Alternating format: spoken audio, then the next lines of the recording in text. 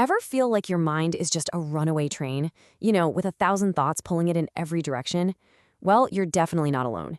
Today, we're cracking open an ancient text that gives us a surprisingly simple, direct, step-by-step guide for grabbing the controls and finding some real mental clarity. Let's jump in. It's the big question, isn't it? In a world that's just constant noise and endless notifications, how do you find even a single moment of real peace? Well, this guide, it doesn't offer some vague platitude or just say, oh, relax. Nope. It gives a direct command, a concrete starting point for that journey to a calmer mind. And get this isn't some secret knowledge just for the elites. It was given by the Buddha to a queen, sure, but the text specifically says it's also for all living beings.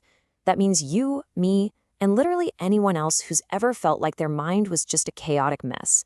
From the very beginning, this was designed for everyone. So, where do we begin? The first step is actually pretty simple, but it's also really profound. It's all about orienting ourselves, both physically and mentally, toward one single point. This right here, this is the heart of the whole thing. And pay attention to the language. It's not about just passively watching your thoughts go by. It's active. It's powerful. You're not just focusing. You're told to bind your thoughts to one place. But what in the world does that actually mean?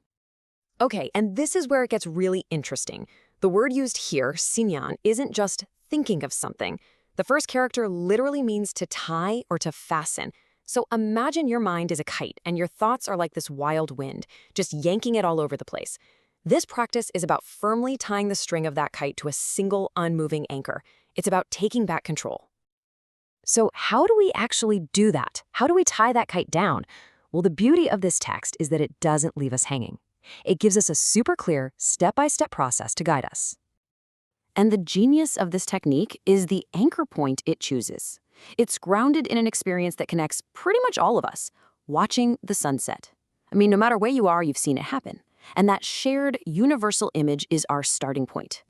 All right, you ready? Here's the play-by-play. First, you sit upright, facing west, the direction of the sunset.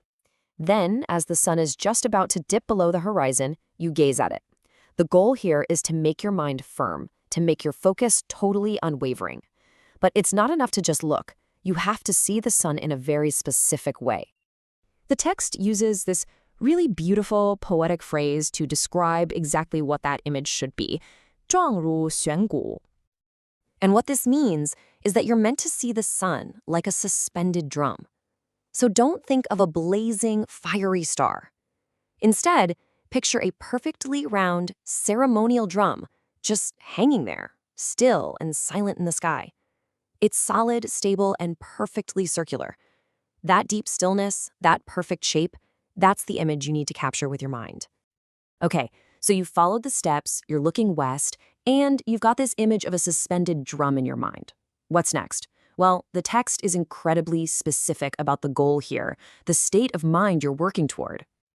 This is the real test of your focus.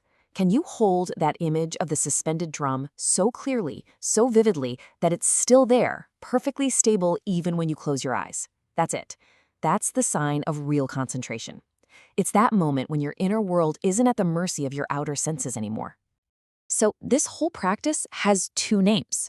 The first is the sun contemplation, for obvious reasons. The second is the first contemplation. And that second one, well, that's pretty intriguing, isn't it? It suggests that this is just the beginning, the foundational first step on a much bigger path.